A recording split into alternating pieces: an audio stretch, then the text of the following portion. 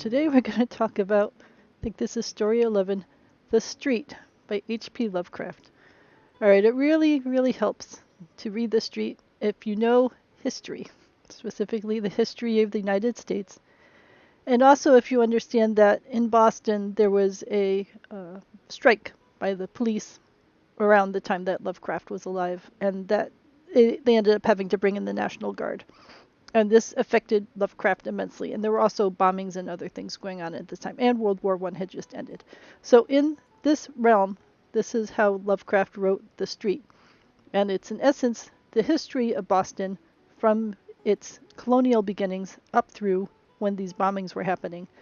And his thought of all of this through the eyes of a sentient street. And it's also fair to say that Lovecraft was, when he was growing up, a wealthy white man, and all of his views of the world were heavily, heavily biased by this point of view. So he's talking about the street, and he's talking about it started as a cluster of little oak log houses put on a beach that just went back and forth between where the houses were built and where the spring was. Now, he says that many Indians lurked there with fire arrows, and then he quickly goes into there was a war, and thereafter no more Indians troubled the street. So they had complete slaughter and genocide of the Indians. But this was perfectly fine because the mission of the street was to serve the people who had come over from England, the people who had muskets and fowling pieces, and the bonneted wives and sober children. And these people would have courage and goodness. So, of course, there was nothing bad at all going on with the Pilgrims. They weren't, beating the women and beating the children or anything else. Everyone here was perfectly good and courageous and honest, except for the whole slaughter of the Native Americans. But those clearly were bad people with fire arrows, so it's all right to have stolen their land and to put up our street on their land. So now that the Indians were all slaughtered, everyone was happy. The children were comfortable. They had the next generations, and now they're putting in beautiful houses of brick and wood with stone steps and iron railings. And they brought over china and silver because these are the epitome, as far as Lovecraft is concerned, of happiness. I think many people nowadays would not be eating with silverware, or having chinaware because it's not practical. But this to him is like the perfection of the world. And now we've got books and paintings and music, which, I'll say it's good to have books and painting and music. And now we've got the conical hats and muskets, and, we're moving forward. And again, this is why some knowledge of history helps to understand the story, because he's just using these keywords of fashion to describe what era we're moving into. And we've got blooded horses and gilded coaches. So clearly the street is only focused on people of wealth who can afford to have servants or slaves doing all of their work. And we don't care about those menial people. We only care about the rich people who have elms and oaks and rose gardens with hedged paths and sundials. So this rich enclave is doing pretty well. Now, somewhere out there is wars going on, and we have the Stars and Stripes, so the American Revolution has happened. But it doesn't really matter because we still have our dewy blossoms and rose gardens. So really, this is about the blissful unawareness of the wealthy people who don't have to worry about what's going on in the world and don't worry about how the lower classes are doing.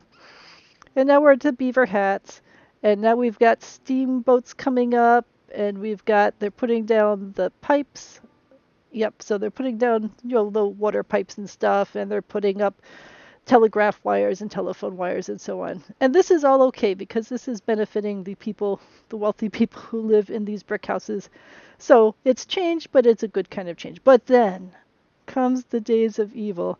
And of course it has to do with different accents. All right, so this is super funny because even in Massachusetts, people with Boston accents are pointed out for their different accents. But apparently this street likes the Boston accents, but it doesn't like different people's accents, which are coarse and strident, and their faces are unpleasing. Not like, you could say the incoming British people were unpleasing to the Native Americans who had been there before, but the British people were the natural people who belonged on the street, and any other kinds of faces were completely unpleasing. So then we got the trees have been chopped down, and the rose gardens have been hacked out, but the houses keep going. But now we've got swarthy, sinister faces with furtive eyes and odd features, with unfamiliar words moving into the street. You know, and again, this is just what happens with every new generation, with the incoming Irish being looked down on, or the Italians being looked down on, or so on. So the street is very unhappy that there are new kinds of accents happening and new kinds of voices. And now, we're on to the next World War. So we're at World War One now, and they're talking about the motherland flag, the British flag, and our current flag, which is the Stars and Stripes, along with the French flag, all celebrating the joined up forces that are fighting in World War One, and people going out to fight.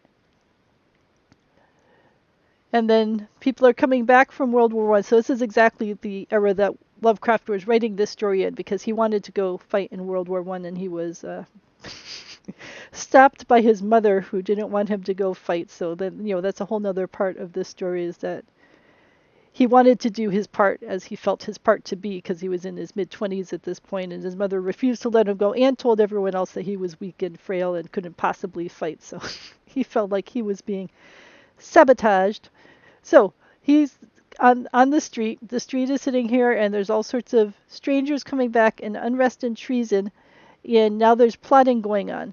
So we've got the returning people from World War One, but also coming in from the aftermath of the war, as all of the displaced and other things happening. And now there is danger here that's actually affecting the streets, instead of people just going off to fight in the Civil War, or going off to fight in World War One, and so on. And this sort of thing was actually happening in the Boston area. So like I said, the Boston police went on strike, so the National Guard had to come in to keep order, and there was also bombings going on just for general unrest happening. So now the street is seeing this kind of unrest happening, and there's sinister men in great numbers, and they're talking about these sinister men are going to have a giant massacre on the 4th of July, and no one can stop it because the police aren't around, and the National Guardsmen don't really know what's happening, saying that the police and National Guard tried to do what they could, but they just didn't have any power anymore. So the street was upset about this, and the thought that all of these nasty newcomers were going to blow up the United States and cause problems. So the street decided that the only way that it could handle all of this was to, in essence, commit suicide and collapse down on top of itself and kill off all of these invaders who were in there, because clearly they must all only live on this street, and by taking them out in the street, they have saved the entire United States. So that's what it does. And as it is dying, it remembers its dreams of back when it had roses in full bloom and lots of nice, happy, rich people living there who didn't have a care in the world. So, part of this, you could say, is Lovecraft, who wanted to fight in World War One and was stymied by his mother. And in a way, Lovecraft knew if he went to World War One, he'd be committing suicide, because he really wasn't that strong, but he wanted to do his part, and he was willing to do his part, even if it meant his own death. And then part of it is the post-World War One things that were going on involving the chaos, and a sense that he wanted it to all stop. And the only way that he thought of, or a way that he thought that it could stop, as if the very streets came alive and just squashed all these people and killed them off quickly and effectively, because clearly the police weren't doing it and the National Guardsmen weren't doing it. But there is quite a lot of issues with this. It is written very much from a rich white man's point of view, that it's okay for the rich white men to come in and kill all the Native Americans because they were going to just be in the way, and to have their streets, and that everything was perfectly happy and wonderful because the rich white men were in charge, and it didn't matter if they were murdering women during the Salem witch trials because the women were lower, and that they abused children, and that they had children in workhouses and all these other kinds of things, and that we had slaves, and that we had servants that were being beaten, and horses that were being beaten, and all of this. It's okay if all of these other things are going on because the white men were happy with their china and their silver. And as long as that was the case, then nothing else really mattered. And occasionally they send off young men to go battle to make sure that they maintain this whole way of life that they think was perfect.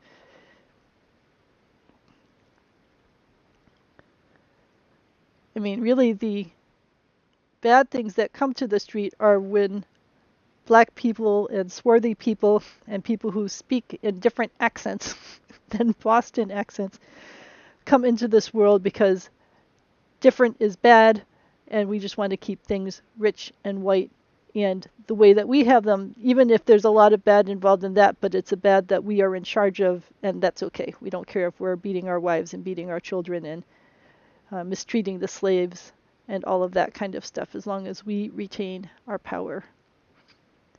So I dislike this story immensely.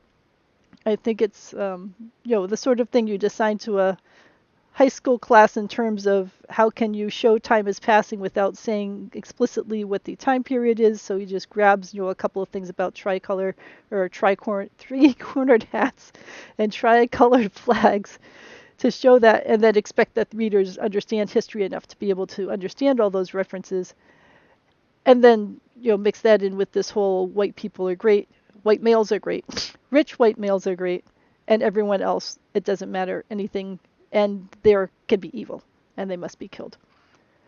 So those are my thoughts about The Street.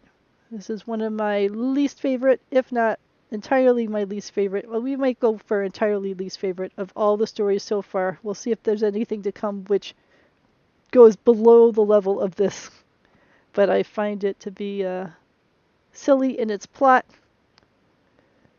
very, amateurish in its aim, and fairly icky in the message it's trying to give about the progression of the world. So let me know your thoughts and what you think about this one.